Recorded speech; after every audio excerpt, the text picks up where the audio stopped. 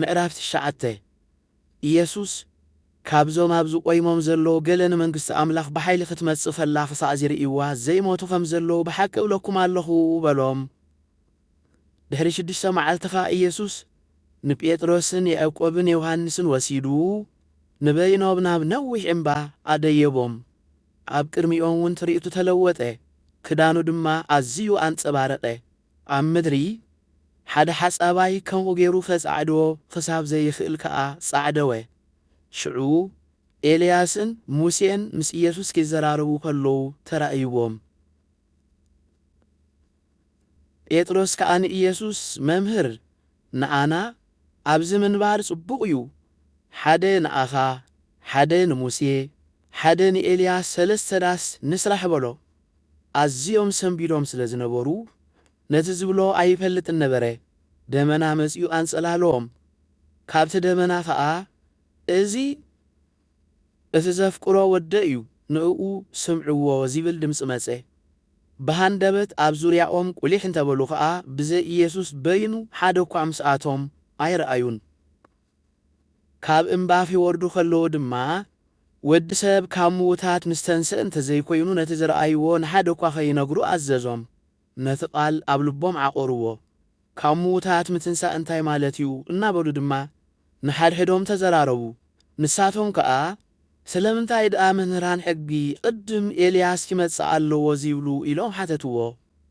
ንሱ ኸኣ ኤልያስ ብርግጽ ቅድም ክመጽእ እዩ፣ ንኹሉ እውን ከቃንዕ እዩ።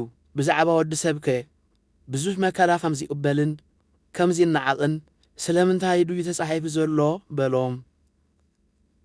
ኣነ ግና ኤልያስ ብርግጽ መጺኡ እዩ፣ ከምቲ ብዛዕባኡ ተጻሒፉ ዘሎ ድማ ዝደለይዎ ዘበለ ኣብ ልዕሊኡ ከም ዝገበሩ እብለኩም ኣለኹ። ናብቶም ደቀ መዛሙርቱ ምስ መጸ ድማ ብዙሕ ህዝቢ ኸቢብዎም፣ መምህራን ሕጊ እውን ክከራኸርዎም ከለዉ ረኣየ። ሽዑቶም ህዝቢ ምስ ረኣይዎ ሰንበዱ፣ ናብኡ ጐዮም ከኣ ሰላም በልዎ። ነቶም መምህራን ሕጊ ድማ ብዛዕባ እንታይ ትካትዕዎም ኣለኹ ኢሉ ሓተቶም። ሓደ ካብቶም ህዝቢ ከኣ መምህር ንወደይ ዓባስ ጋኔን ሒዝዎ ኣሎ እሞ ናባኻ ኣምጽአየኒኹ ኢሉ መለሰሉ። ኣብ ዝሓዘ እዋን የንፈርፍሮ፣ ንሱ ኸኣ ይዓፍር፣ ኣስናኑ እውን ይሕርቅም ይነቅጽ እውን። ንደቀ መዛሙርትኻ ድማ ኸየውፅእዎ ሓቲተዮምሲ ኣይከኣሉን። ኢየሱስ ከኣ ኣታ ዘይኣምን ወለዶ ክሳዕ መዓዝ ምሳኻትኩም ክነብር እየ? ክሳዕ መዓዝ ከፍዕገሰኩም እየ? ናብዚ ናበይ ኣምጽእዎ ኢሉ መለሰ። ናብኡ ድማ ኣምጽእዎ። እቲ ጋኔን ምስ ረኣዮ ሽዑ ጻሕ ኣበሎ። ንሱ ኸኣ ኣብ ምድሪ እናንገርገረ ዓፈረ። ኢየሱስ ድማ ነብኡ እዚ ከምዚ ካብ ዝኸውን ክንደይ እዋን ገይሩ ኢሉ ሓተቶ። ንሱ ኸኣ ካብ ንእስነቱ እዩ። ክቐትሎ ደልዩ ኸኣ ብዙሕ ሳዕ ኣብ ሓውን ኣብ ማይን ይድርብዮ። ገለ ትኽእል እንትኾንካ ግና ረድኣና ራህራሃልና በሎ። ኢየሱስ ከኣ ትኽእል እንተኾንካ ዲኻ ዝትብል ዘለኻ? ንዝኣምን ኩሉ ይከኣል እዩ በሎ። ሽዑ ኣቦት ቆልዓ እኣምን እየ ግና ጉድለት እምነተይ ክርሕቀለይ ደግፈኒ እናበለ ጨርሐ። ኢየሱስ እቶም ሰብ ናብኡ ኺበዩ ምስ ረኣየ ነቲ ርኩስ መንፈስ ኣተዓባስን ጸማምን መንፈስ እእዝዘካ ኣለኹ ካብኡ ውፃእ፣ ድሕሪ ደጊም ናብኡ ኣይትእቶ እናበለ ገሰጾ። እቲ ርኩስ መንፈስ ገዓረ፣ ነቲ ቆልዓ ድማ ፈርፈር ኣቢልዎ ወፀ። ብዙሓት ሞይቱ ክሳዕ ዝብሉ ኸኣ ከም ሬሳ ኾነ። ኢየሱስ ድማ ብኢዱ ሒዙ ኣተንስኦ፣ ንሱ ኸኣ ተንስአ።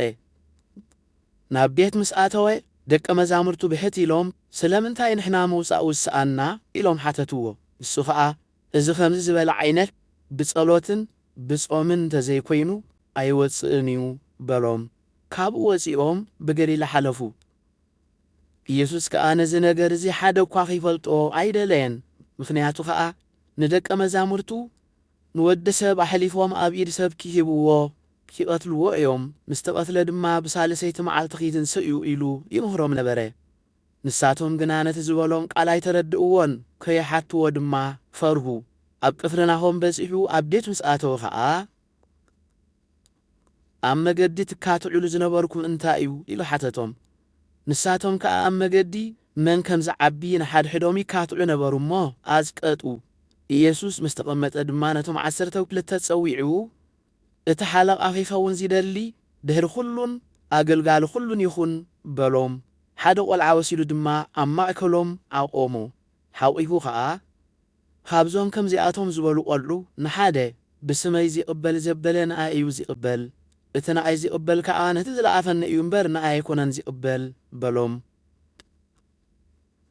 ዮሃንስ ንኢየሱስ መምህር ሓደ ብስምካ ኣጋንንቲ ከየውፅእ ከሎ ርኢናዮስ ስለ ዘይሰዓበና ኸልኪልናዮ በሎ።